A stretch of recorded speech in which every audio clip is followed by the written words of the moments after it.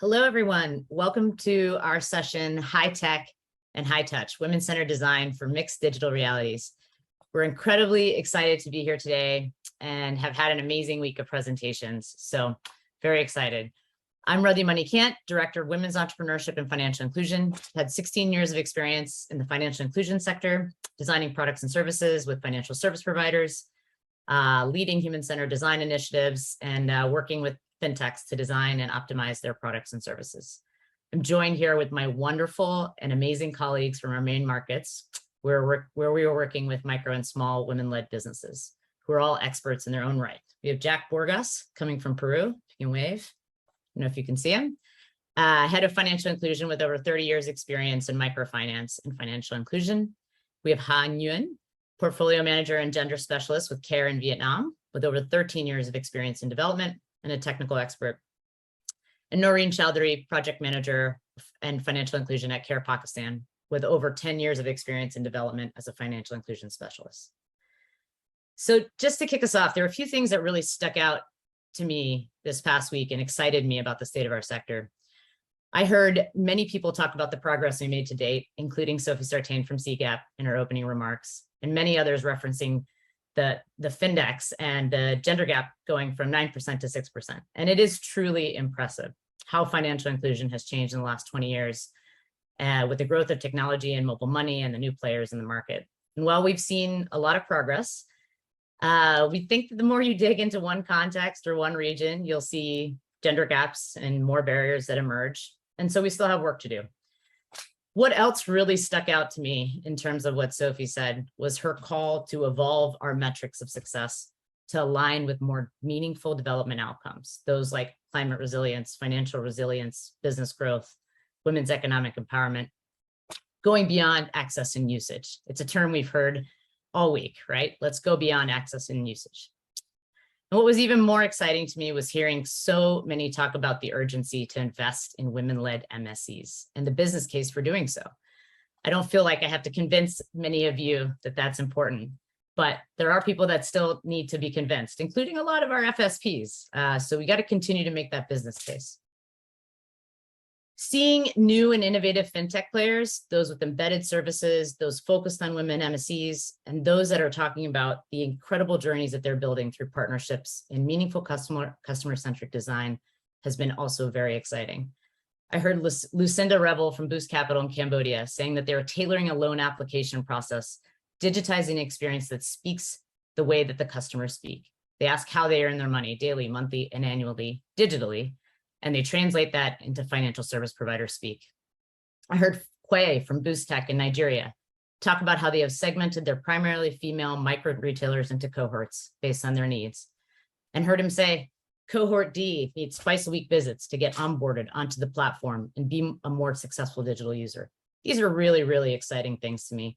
What it all tells me is that we're moving in the right direction, really focusing on the users and providing products and services that can support them in their business and their digitalization goals, and something that's at the heart of human-centered design. So everyone keeps saying that the pandemic has accelerated the race to digitalization, and there's no doubt that it has. And to really include women in this accelerated race to digitalization, we want to really focus on where they are on their digital journey, the unique barriers they face, come together with their different competitive advantages to serve those needs.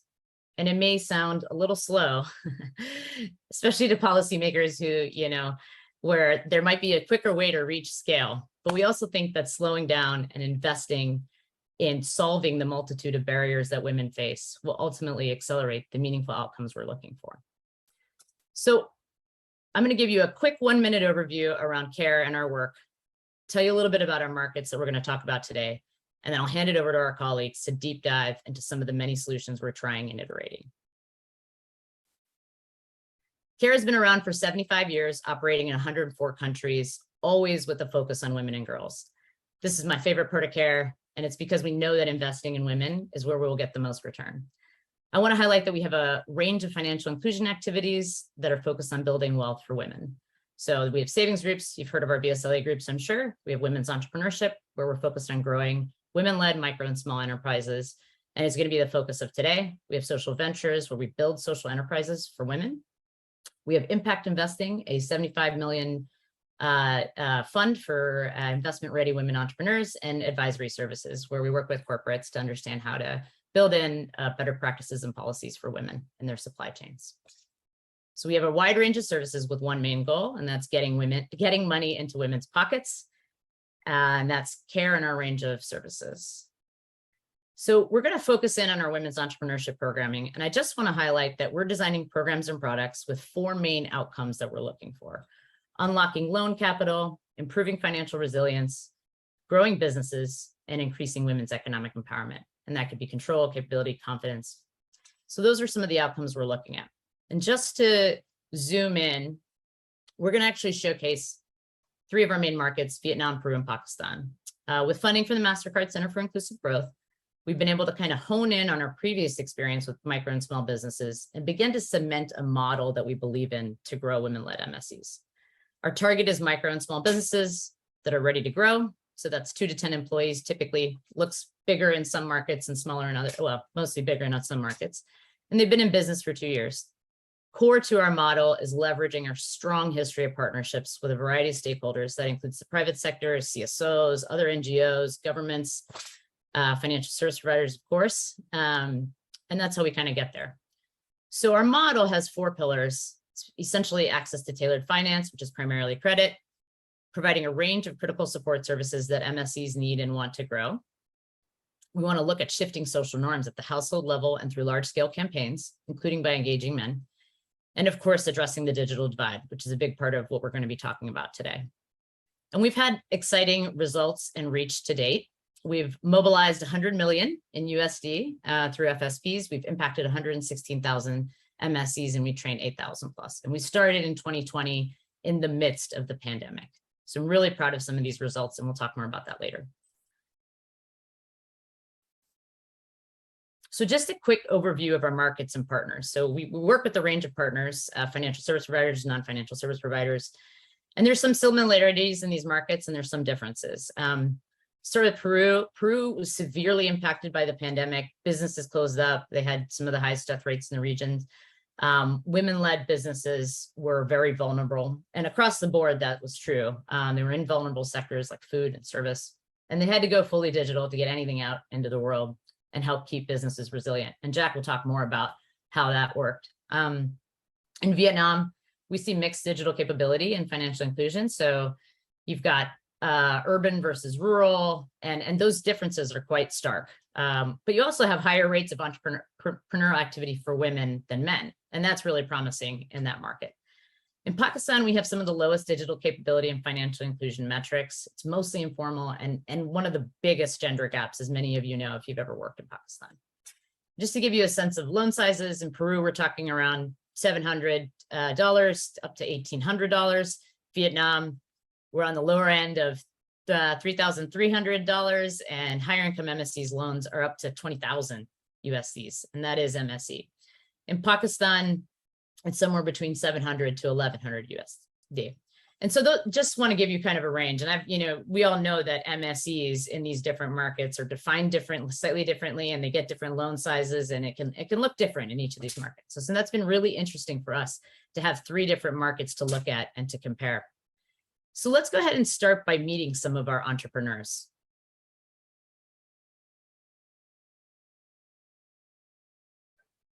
Después vino la pandemia, nos afectó mucho porque tuvimos que cerrarnos todos y pues tuvimos que lo que vendíamos, los bolsos, los accesorios, los fundas, ya no podíamos venderlos. Entonces tenemos que reinventarnos o publicarlo en las redes sociales. Mis hijos, los que más saben, tuve que pedir ayuda a ellos para que me puedan enseñar y así también poder yo también aprender también a través de Business Press, ¿no?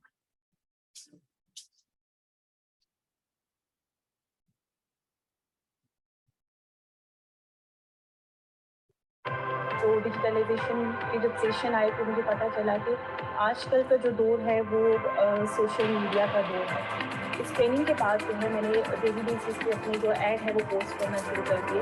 मैंने jazz cash और easy पैसा की applications जो हैं वो अपने account बनाए और हमारे क्लाइंट के लिए बड़ा कन्वीनियंट हो गया। Và cái họ thiếu ở đây là ngoài cái việc tiếp cận các cái nguồn vốn, tiếp cận các cái kỹ năng ra, cái thương mại điện tử cũng là một cái mới. Cái thứ hai nữa là về các cái kỹ năng liên quan đến online thương mại điện tử và phát triển cái sản phẩm ra ngoài.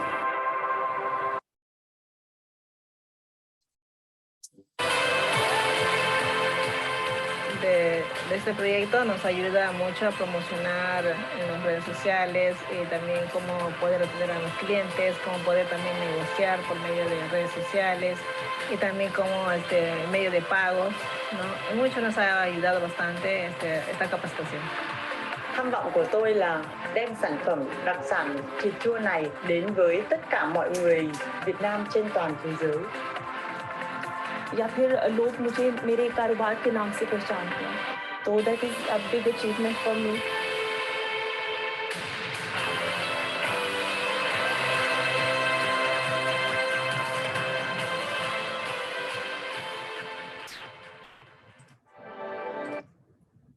Great.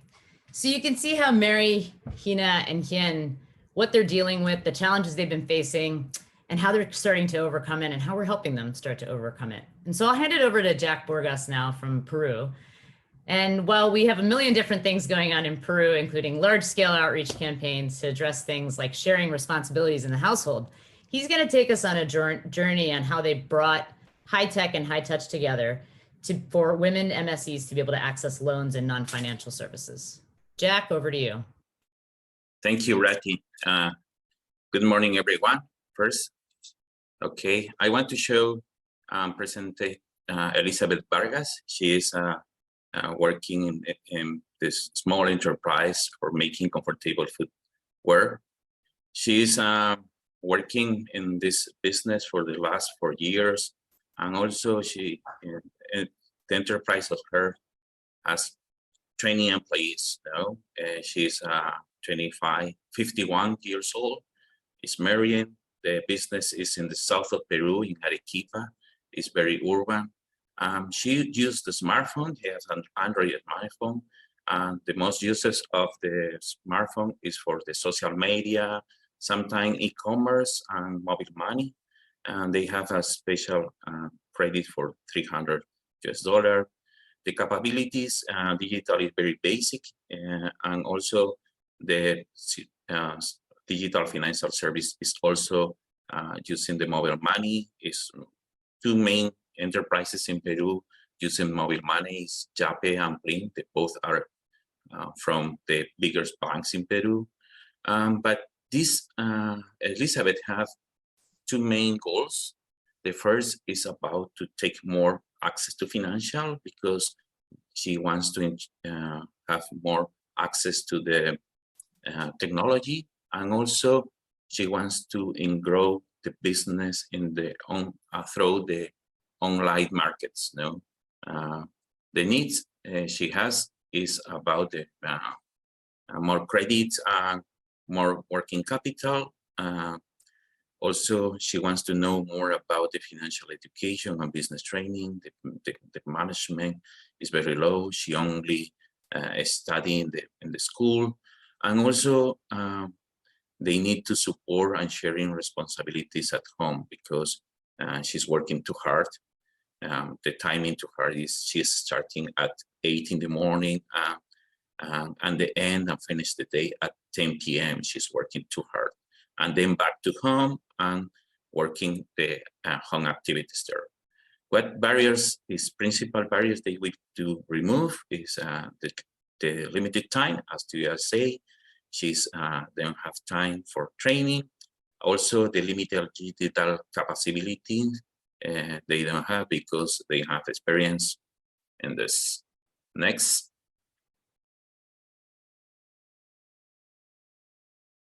Okay.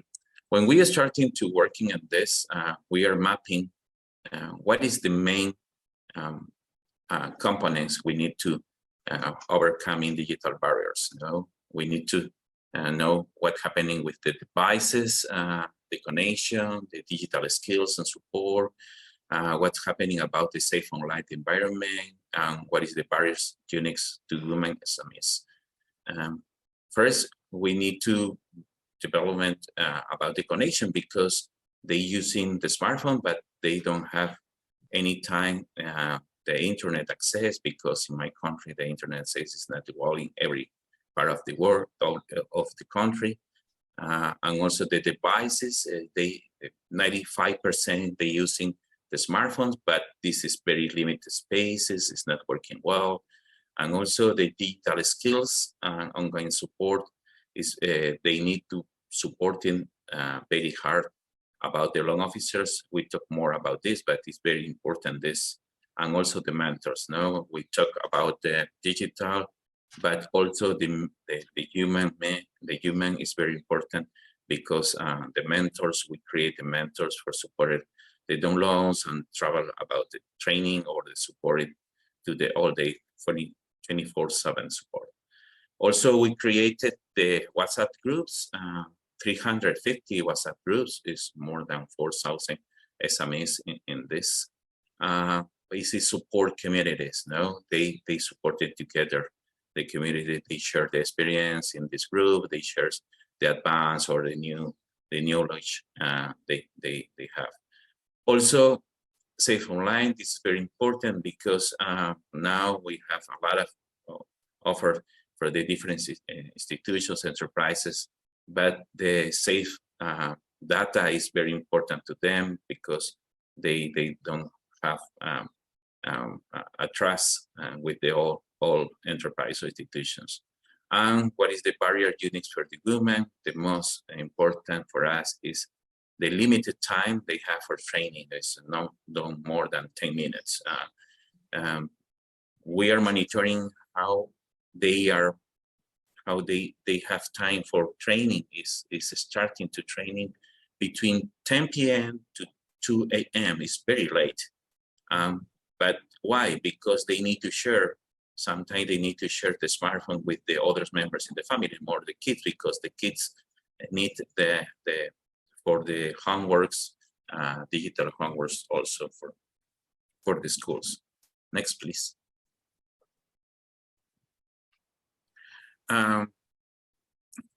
We development the services. First, we talk about the financial services. We development this with the methodology is women-centered design methodology with the development of services, and we create and co-create with Financiera Confianza, our partner in Peru. The digital credit name is Emprendiendo Mujer. When we talk about the women-centered design, we talking with the clients and making research is a quality research, and try to understanding how is the fears they have, how is the dreams they have, and it is not typical study when any financial institution development the credits, the credit products. No, our credit product is very flexible. Is thinking and centered in the women. It's flexible because the women SMEs don't need the collateral for this, don't need the history, don't need to sign it the husband, and also the evaluation of for the credit is about the women business. Is not integrated the other members in the family for this. Also, we integrated the insurance, the small the oncologic insurance in this, and also the training, the digital training in the financial education things. No, everything is virtually integrated. This kind of flexible credit with the digital process, because the actor, the crucial actor in this is the loan officer. The loan officer is working and go directly with the clients, and they have the app Financiera Confianza, they have the app. With the facial recognitions, they don't need the ID. With this process is directly, they have information from the client about the name, the ID number, the address, the age, and also evaluated directly. They have the app and virtual scoring. If the amount is very lower, the loan officer is approved directly. If not, they need to send approval, but this process is not more than 10 minutes. And also the repayment, they using the digital wallets. The repayment is possible by virtually. They using the virtually accounts, and also the disburse is also virtually. If the client have an account, okay, they send directly the disburse, or they opening online account for the clients. No, this is very interesting. What is the results of this? Is 15 months when we launch this product, we have 40,000 credits, and the amount is around to $28 million. No? The product is able in all regions of the country, and we are in growing very, very important. Please, next two.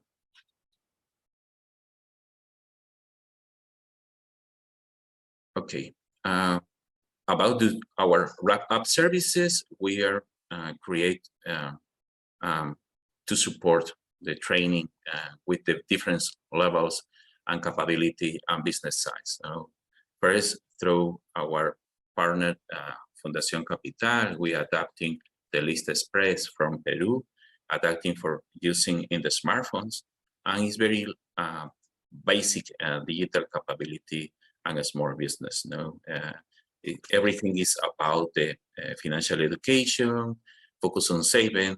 It's very important because we using in this methodology entertainment is like a video game. The people are training like a video game. It's very easy to understand. It's very easy to know. It's possible to working offline too, and it's able in a smartphone and tablets too. This is very easy, and we are starting working with our SMEs with this methodology, with this application. The other application we are developing is Empresara. Empresara is using the methodology is learning by doing, because the SMEs are very practical. They don't have time. They don't have more complex things. We are training with Empresara several skills for the business directly. They are understanding how is the business, for example, the record keeping. We are training in the record keeping, and they implemented the record keeping in this app too. No, it's possible to working offline too, online, and also the mentors in both cases are very important, because the mentors supported everything about the training. They supported, and they provide support in the 24/7. No, next please. Finally, we have finance and also have a training. Now, the main interest of our SMEs is about the e-market. Now, they want to working in e-commerce. For that, we created the virtual phase. Why the virtual fair? Because for us, is the training how they are then working in the marketplace. No, through the virtual fairs, they show at the development the catalog about their products, also development the small video and showing the enterprises, development the capacity in the social networks like Facebook, Instagram, WhatsApp Business. Everything is possible. Development too, also the national delivery for their products. When we launch the virtual fair, the SMEs is possible to show their products and connecting with the market. No, and the last virtual fair, we have more than 8,000 clients to visit our virtual fair. Now it's a platform, it's very flexible, it's possible to using in the others kind of SMEs like others. In this case, we're working with the shoe sector, but it's possible to use it with the others. Okay, thank you, Prati.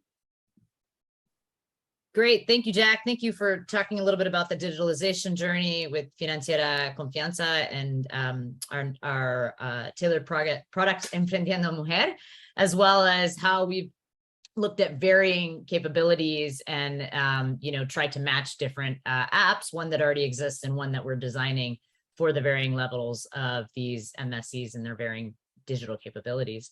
And I think on the access to markets one, just to note that we're kind of just starting that test because we realize how much market access and how important market access is to the MSEs to actually grow their businesses. And that's something that we've just started testing and starting to integrate more. I'm going to ask Ha Nguyen from Care Vietnam to talk about how we designed for two different segments and the different realities in urban and rural Vietnam. Over to you, Ha. Many thanks, Rathi. So hi, everyone. In Vietnam, Care Ignite has been working with two financial service providers. First is the VP Bank, which is the largest commercial bank serving the high-end clients in urban areas with the average loan, like Rathi said from the beginning, around 20 up to like $25,000. And while MFI Thanh Hóa, it is a microfinance institution which targeting the lower end like clients at the peri-urban and rural areas. And the average loan that the clients from MFI Thanh Hóa can get is around $3,000. With like Care Ignite, both of the financial service providers have been providing the preferential, both financial and non-financial services for their products, for their clients, mostly the micro women entrepreneurs. So for you to get a clearer picture, let's meet with the two clients from VP Bank and MFI Thanh Hóa, who have a totally different background, different digital journey, and also their business goal toward digitalization also very different. Next slide, please. So first is Quỳnh Anh. She's a director of iFoods company. She's an urban single woman, like 30 to 35 years old. Her import business has been running for the past 5 years with 30 staff, and she reached to VP Bank for the loan size of $20,000. And the second one is Bé. She's a guava farm manager. She's from rural areas, married with 2 kids. And the first loan she got from MFI Thanh Hóa was $700 for growing 500 guava trees. And now the loan grew up to $3,300 when she's running a 20-hectare farm with guava and other agricultural products. For Quỳnh Anh, she is advanced in digital proficiency. She has smartphone, she has bank account, e-wallets. She can proceed all the web payments without any difficulties. And she has a social media for both personal and business purposes. And she's also utilizing apps for business management. She wishes for her business to develop a digital or mobile app for sales and target the cashless payment for all the business transactions. And Bé also has a smartphone, but she uses for very basic communication. And from time to time, she posts pictures of her products for online sales. And she hopes that one day, but not like a specific time yet, to have an online presence introducing the agricultural products. So understanding the different needs of the women entrepreneurs, as well as existing barriers they have been facing, naming the different social norms, like the lack of capital, the lack of skills, can be operation, management, or digital skills, and the lack of supports from the family members, or the time poverty for the domestic and care work and the business. The different digital financial products have been developed by our partners to accordingly. So next, please.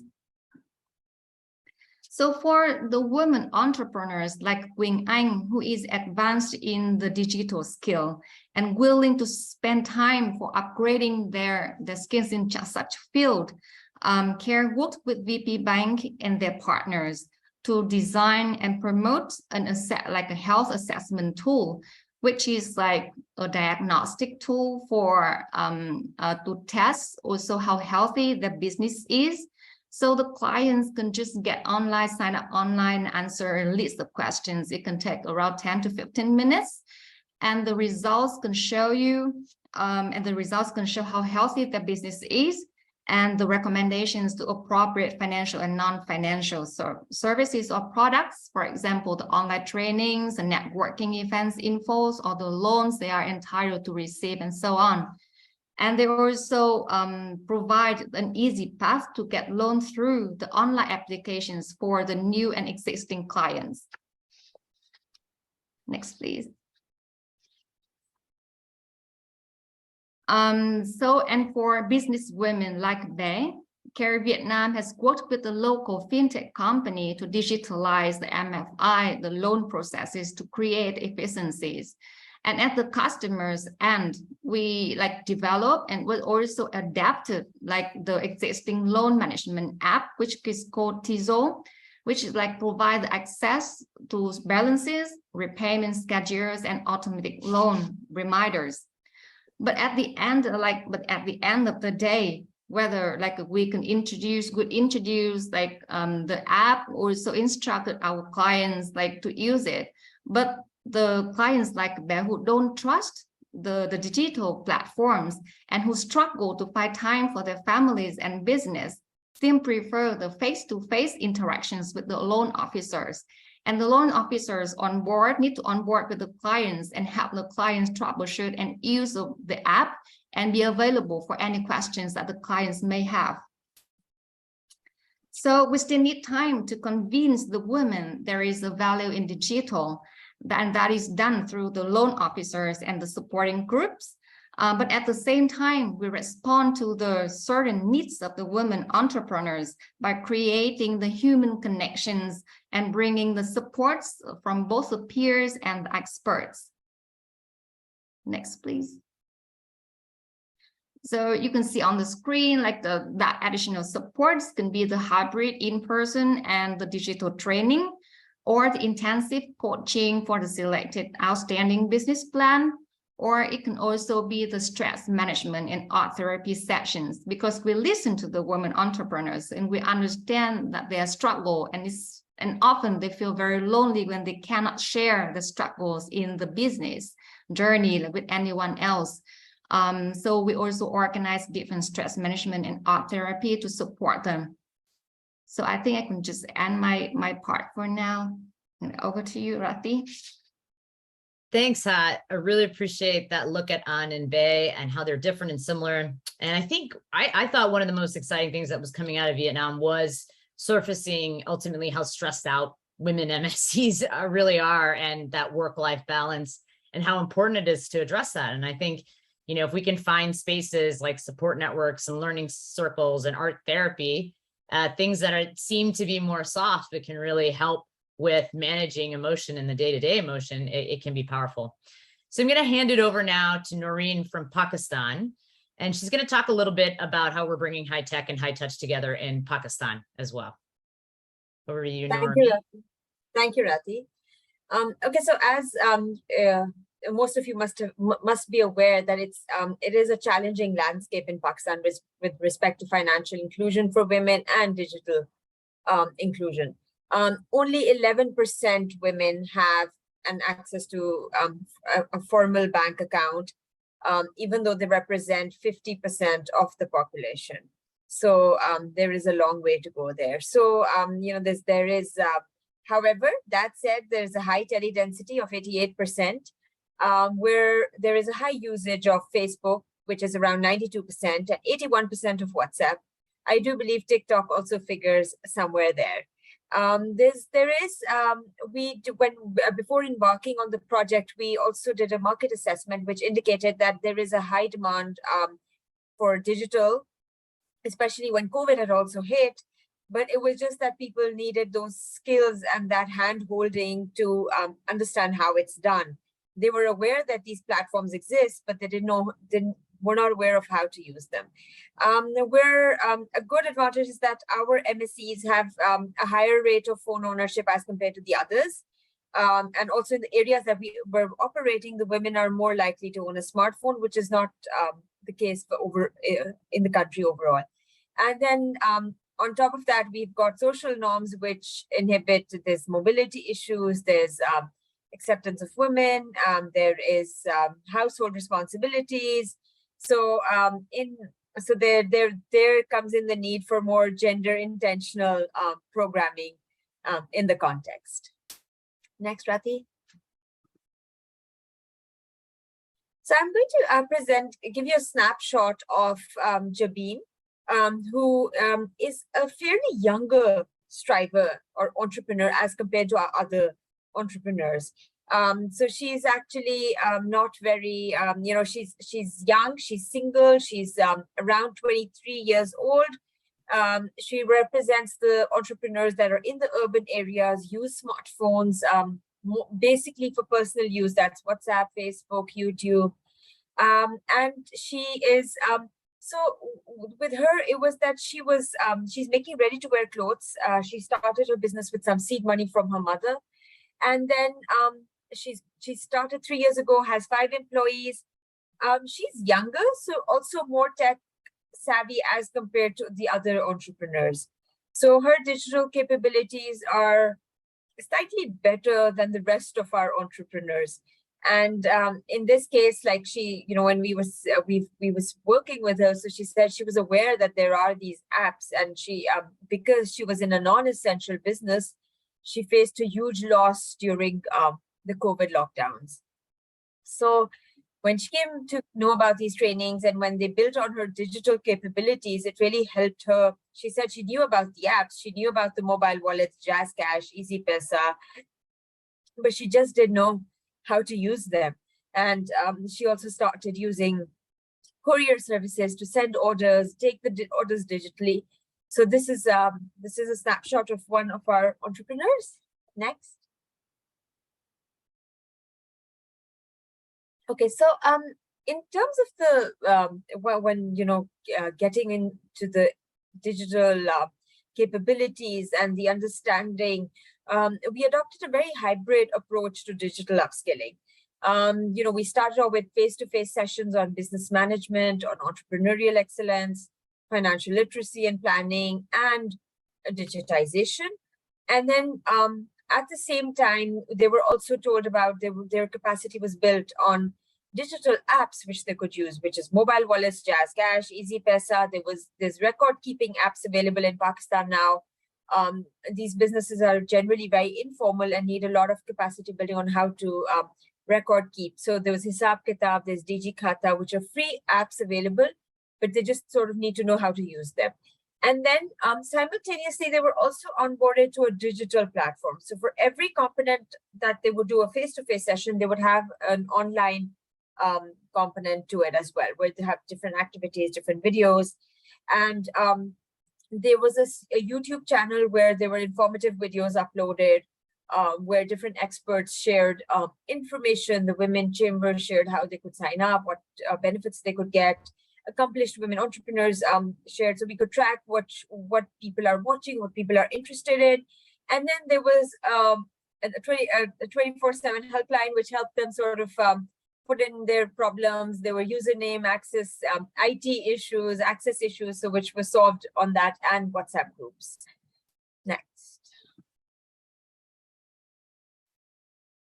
Okay, so taking on the key to making a very hybrid sort of a thing with a face-to-face and online. So we went building up on the high WhatsApp usage.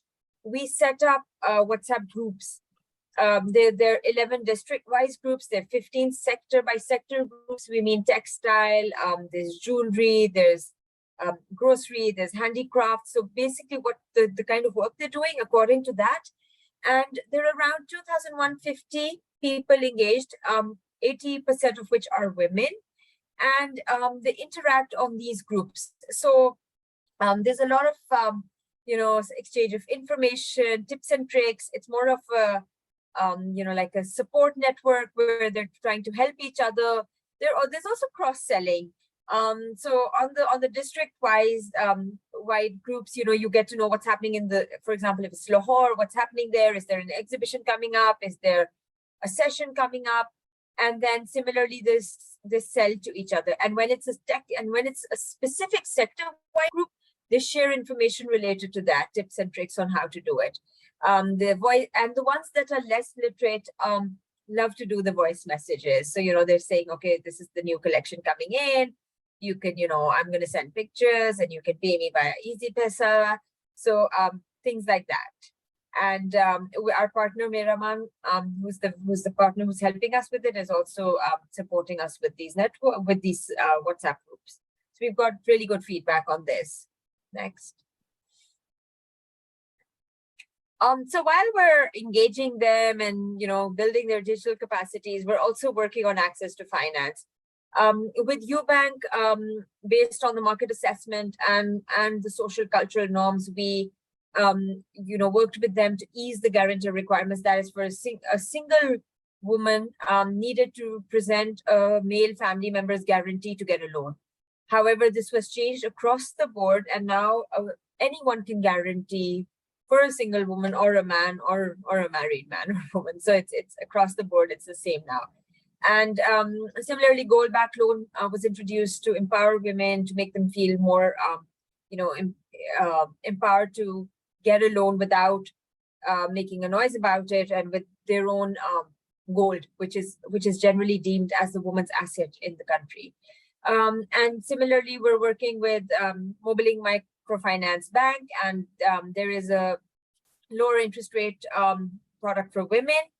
And there's also an app, Dost app, which is working to foster digital lending and also get interest for lending for borrowers to apply for loans.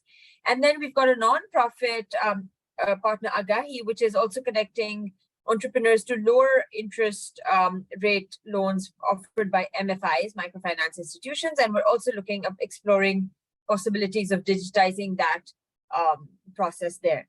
So yes, thank you so much. That's it from my side. Great, thank you, Noreen. And so you can see in each of the examples that Noreen has kind of talked about that they're doing a lot to kind of move these women along in a journey. I think what was really interesting is, one, the need for both front end and back end at the beginning of the journey and at the end of the journey to be able to move them through digital capabilities and skills building. And then, of course, just, coupled with the WhatsApp groups that to me are a really great example of a simple technology that we're trying to leverage. We know that there are probably many innovative new things that are coming out, but what we also know is that people use WhatsApp and people use Facebook, and it's something that really is powerful. And these WhatsApp networks we're not only creating these groups of support networks, but we're also creating, when we have these expositions in markets, we're creating more market access so that people are able to buy and sell and post pictures on there and say, pay me through Easy Paisa. And so it really is a powerful and simple digital tool that we are trying to leverage until there's something better, or until we can move forward from there, or need to. Cool. So I think, what we really wanted to highlight here are that there are many, many barriers that women face. And the more we keep doing this work, and the more we keep digging deeper into the lives of women, especially micro and small businesses, we realize more and more that the barriers that women are facing are endless, and what we're up against is huge. But we also know that if we do keep their business goals in mind and meet them where they are, perhaps even, with a WhatsApp group that helps them overcome literacy and mobility issues, we can incrementally kind of chip away at these. And it can help us kind of unlock some of the return that we're looking to get from these women-led MSEs. So, and as we go forward, I think what you really saw is that a lot of times these digital experiences need to be paired with humans to build trust. to, and which is a big issue that, you know, we've been talking about all week, to be able to provide that ongoing support so that they can troubleshoot and to grow their businesses.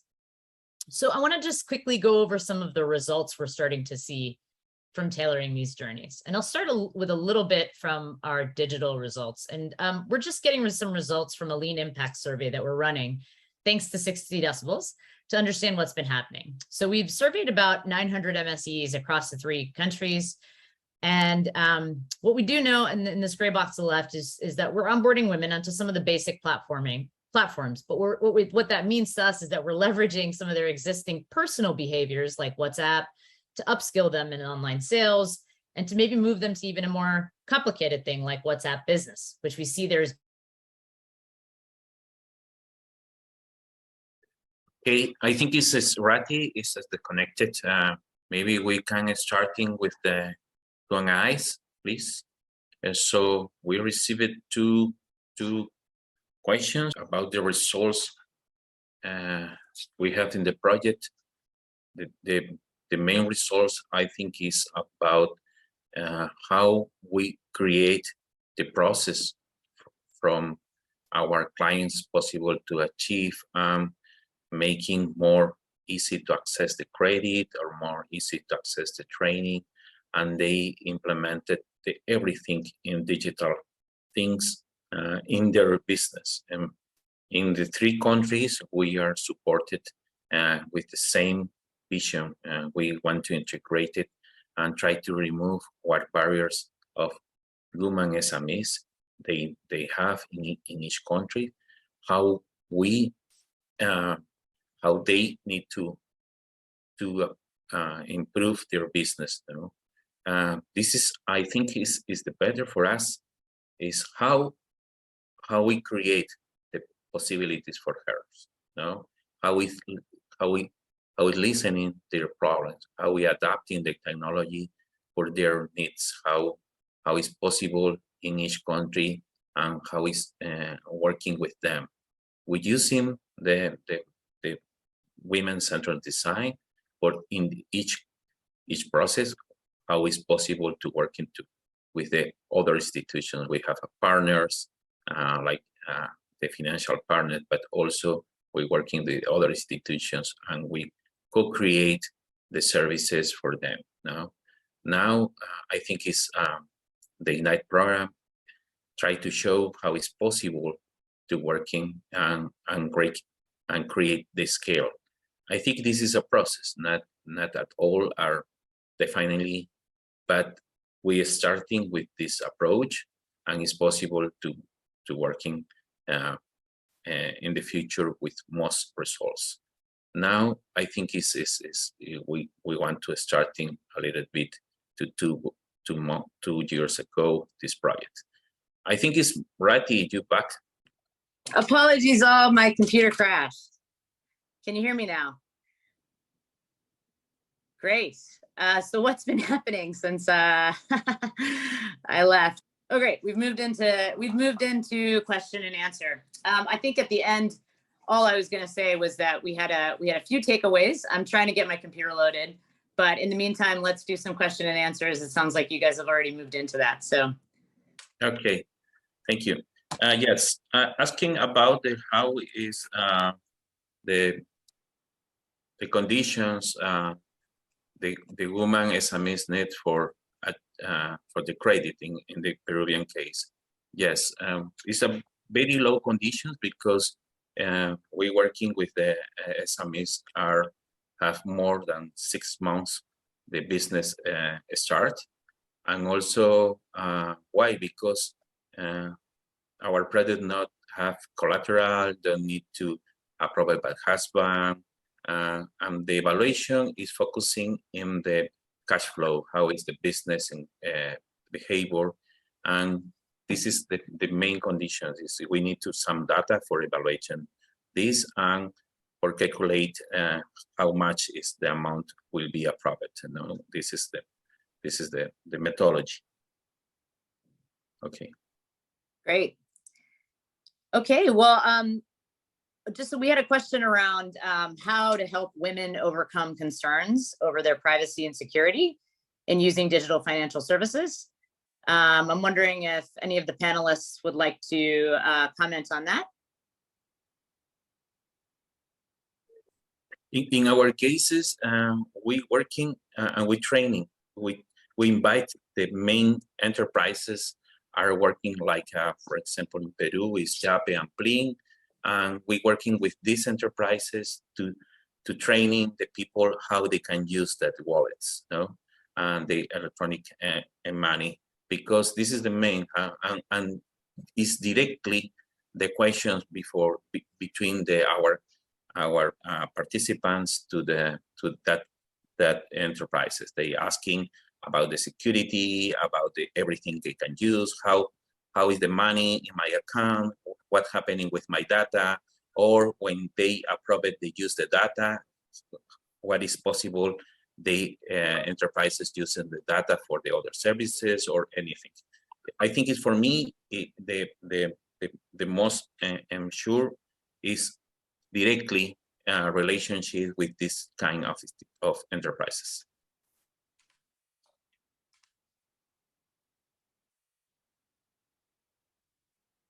Great. We had another question. Our research at CFI found that women-led MSEs were more likely to return to cash after a peak in use during the pandemic. Have you experienced any patterns like that coming out of the pandemic? So I'm wondering if Noreen wants to comment on this, or anything from the Vietnam side. Okay, so I can comment on that. So I think in the case of Pakistan, so yeah, they it was sort of like we were thrust into the digital use, and so far we haven't seen this.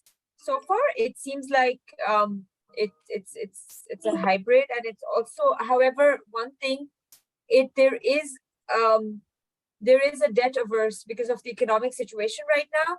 People are not, especially on small enterprises, are not open to debt right now.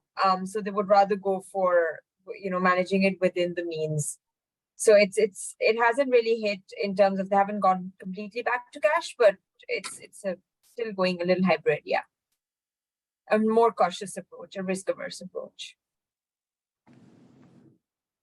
Yeah, but in the case of Peru, Rati, is no, it's in growing. I think it's important, the ecosystem. If the ecosystem is very easy to use that e-wallets or the electronic money, it's possible they can use. But now it's very popular.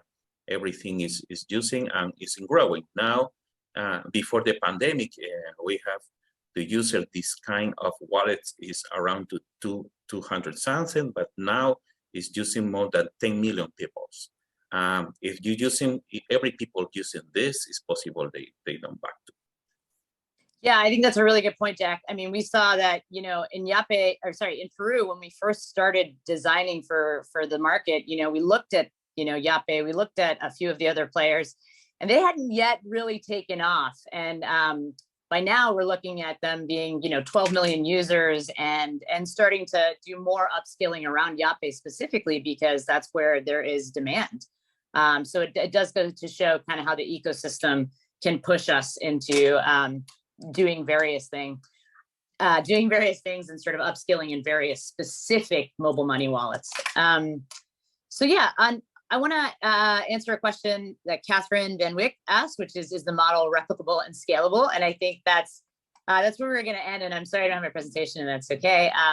But I think a big part of and this is an obvious question, is the model replicable? I think what we're saying is that the 4 components that we put together, which is access to tailored finance, social norms, providing critical support services, and bridging this gender digital divide, are all important. And they're important in different ways, and that we want to be able to look to partners, right? To be able to actually pull together those different capabilities. And so partnerships are sort of core to our model. We've got government partners, we've got other NGO partners, and really want to be able to facilitate sort of what people are best at. I think at a markets level, when we work with financial service providers and we're adapting their products and services, for example, in Peru, we've worked with them to do Emprendiendo Mujer, and it's the, the first sort of tailored product for MSEs. What we see there is that product will exist in the market for a long time, and we're excited about that. It's sustainable, it is profitable, and it's something that Financiera Confianza wants to keep in their business strategy going forward. And that in one way is completely sustainable. On the other end, when you think about social norms and you think about the work that we're doing around engaging men and households and all the hard work that takes place there to be able to overcome some of these attitudes and perceptions around women, are they sustainable? I think they could be sustainable if we had governments that were helping us with this, and that's part of what we're continuing to do and double down on. And I feel like that's the kind of thing that, maybe it earns money, maybe it doesn't, but we know that there's value in investing in it. Great. I don't know if I see, I don't have visibility, I guess, on some of the other questions. So I wanted to see if any of the other panelists, we can take one more. There's one more question.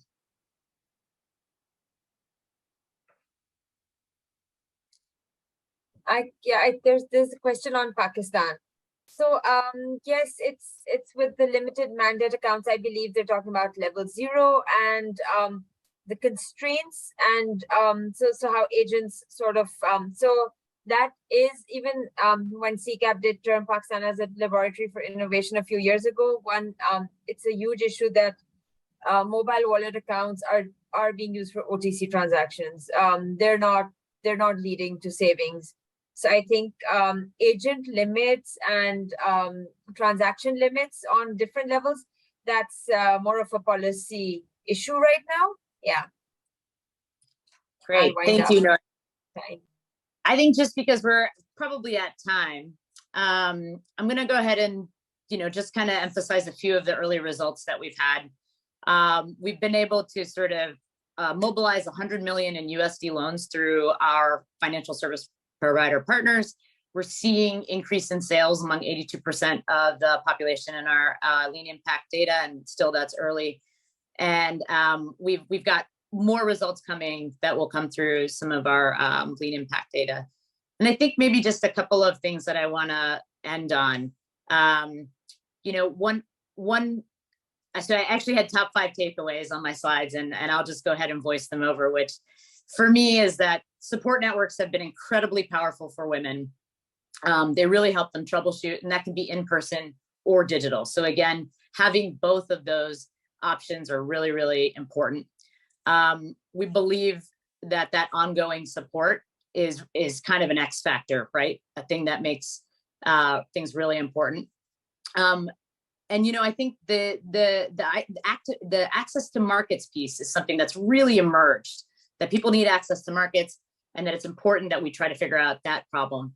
And I think finally, just kind of to end that, I think social norms is still largely ignored in our industry, and we want to do more, and we're going to be doing more. And we've been testing more on how we can engage men and households and really be able to overcome some of those harder barriers that women are actually facing. And so we're also going to be talking more about our social norms work and some of the things that we've tested in the last year at FinEquity next month during Global Entrepreneurship Week. So I think I'll leave you with those final thoughts. And I'm sorry our presentation kind of cut out in the middle there, but thank you all for listening, and we'll be sure to share that with everybody. Thank you.